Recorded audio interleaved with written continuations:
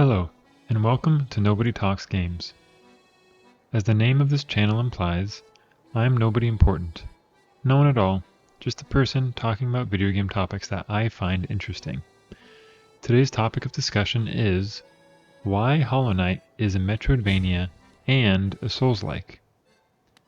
First of all, having debates about video game genres is super silly and not important at all. That's exactly why we're having this conversation today. To be honest, I've heard this debate for years on the internet, and a lot of people seem to believe that Hollow Knight is only a Metroidvania and can't also be categorized as a Souls-like, or any other genre. I'm not really sure who made a law that a video game can only be categorized as one genre, and it can't encompass multiple genres, especially in today's day and age when new video games are coming out that take inspiration from a plethora of other video games before them. In my opinion, the only way Hollow Knight can be just a Metroidvania is if being a Metroidvania explains all the major mechanics and components of the game. However, this is just not the case, and I'll begin my explanation now by going over the three major components in Hollow Knight that make it a Souls-like. First, Geo acting like souls. The most obvious mechanic in Hollow Knight that is taken from a Souls game is how dying works. When the knight dies, he drops all his geo or currency. Then you need to go back to the place where the knight dies and pick up that currency. If you don't retrieve the currency before dying again, the geo is gone forever. This is exactly how it works in Souls games. And as far as I know, Souls games created this mechanic, where you die in a Souls game and you drop all your souls. Then you need to go back to the spot where you died, and sometimes you need to kill an enemy because they're holding your souls, or they're just laying on the ground and you pick them up and retrieve all your souls. However, if you die before picking them up again, they're gone forever. This is the most blatant example of how a mechanic in Hollow Knight is clearly taken from a Souls game. Metroidvanias cannot explain this mechanic because this doesn't occur in Metroid or Castlevania games at all. Next, lore and the way multiple endings work. I put these two examples together, both multiple endings and lore in Hollow Knight, since they revolve around the main storyline. It's clear that Hollow Knight was inspired by Souls games when creating their story. Just like a Souls game, the knight arrives at an ancient region where so much of the history has already occurred.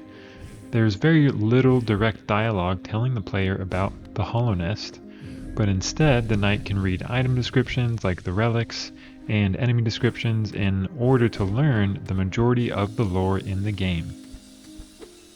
Also, the way the lore is absorbed by the player in Hollow Knight is exactly how it occurs in Souls games. Even the endings work the same way. Now, this is not to say that Souls games created multiple endings, obviously did not do this. However, they have a distinct way of incorporating multiple endings in their game. Let's take the example of Bloodborne. There are three main endings in Bloodborne. The first one is, you can just go up to Gehrman and let him kill you. One ending done. The second one, you can fight him and take his place. Second ending. And the third one is you need to do all these secret things, go to some secret areas, find three umbilical cords and eat them. I know, super weird. Bloodborne's pretty crazy. And then if you complete these additional side secret quests and areas, you kill Gehrman, and then you discover that there's actually this secret higher being that's pulling the strings basically, and that is controlling things, and you fight them instead. In Hollow Knight, the endings work very similarly. First, you can just kill the Hollow Knight without getting Void Heart, and that's one ending, and in that one you take his place, which is very similar to with Gehrman. Additionally, you can get Void Heart and then again beat the Hollow Knight. That is a second ending. And lastly, You can get Void Heart, which again, by the way, to get Void Heart, you need to complete a bunch of additional, at least one main secret area, do some additional quests, unlock some additional new things, and then you have Void Heart, and in the fight, you use the Dream Nail on the Hollow Knight, and then you're kind of teleported in the dream, and you find out that there's this secret higher being, this moth that's secretly controlling everything, and you kill them. Again, very similar to how the endings in Bloodborne work, and very similar to just how endings in all Souls games work, where there are multiple endings and they all require you to kind of do different things, slightly different versions, and a lot of people say like the best ending requires you to do all these additional quests and things. Sekiro, which obviously came out after Hollow Knight, has very similar endings, very similar formats. There's like the bad one, which you can do early, and then there's a good one, which you unlock other secret areas, and then the best one, which you unlock even more secret things and get some additional items that you have equipped when you beat the final boss. Now, I realize that some Metroid and Castlevania games have multiple endings.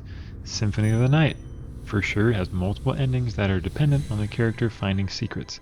However, I would still argue that the general format of the endings in Hollow Knight are much more similar and mirror the types of endings and the way endings work in Souls games.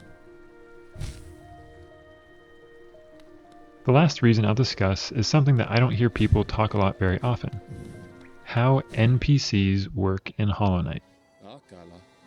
In Hollow Knight, the NPCs need to be talked to and have their dialogue completely exhausted to get all the information. Now, the concept of exhausting an NPC's dialogue is making sure that that you have spoken to them and gotten all of the dialogue lines that they will tell you.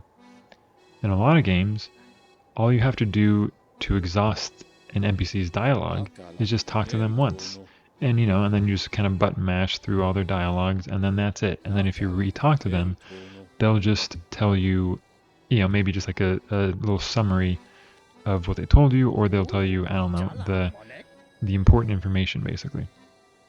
In Souls games and in Hollow Knight, you talk to an NPC and they'll tell you, let's say they have 5 paragraphs of information to tell you. That's the entire dialogue tree for that interaction. They'll just tell you the first paragraph, and then the dialogue boxes will stop. And then you can move around and you can just walk away if you want. But if you go back to them and talk to them again, now they'll tell you the second paragraph of information. And then you can, after they finish telling you that, that's it. You can walk around and leave again if you want. But you can also go back to them, and then they'll tell you the third one, and then the fourth one, and the fifth one. And eventually, once you get through their entire dialogue trees, then they'll have like a one-liner or something telling you that that will repeat when you talk to them, and then at that point, their dialogue tree is completely exhausted. That's how it works in Souls-likes, that's how it works in Hollow Knight. You need to keep re-talking to NPCs until they stop saying something new. That, in my opinion, is for sure a feature of Souls-likes games. It is one of the main features that I hear talked about in a Souls-like, is how the NPCs work. It is a very unique situation. In addition to that, NPCs also move to random places on the map, and the knight kind of must just come across them and find them and then talk to them again and exhaust their dialogue. And a lot of times, if you don't exhaust their dialogue, they won't move. That is a key important feature in this game. If you don't exhaust NPCs' dialogues, they won't move and you can't continue their quest. Now, there are some NPCs that don't work this way. I think Quirrell and Cloth kind of just move no matter what, and you'll find them throughout the map because they're more like important NPCs to the actual main storyline. So you don't need to exhaust their dialogues, I don't think. But with basically every other NPC, you need to exhaust their dialogue to get them to move And to get them to change places, you need to do this with Zote, you need to do this with the bug that likes you and that ends up liking Zote, I forget her name. But again, this is a key feature in how NPCs work in Souls games. You will come across a random NPC. You need to completely talk to them, exhaust their dialogue, and then they'll disappear. And then you'll be like, okay, they said they were kind of going in that direction. Maybe I'll find them again, maybe I won't. And then you're just on your journey doing your own thing, and it's like, oh wow, look at that, there's that NPC. There was no marker on the map telling you where they were, nothing like that. Now you talk to them again, and you need to exhaust their dialogue. If you don't exhaust their dialogue, they won't move, and you can't continue their storyline and their quest. This is how it works in Souls games, and this is how NPCs work, or at least the majority of NPCs work in Hollow Knight.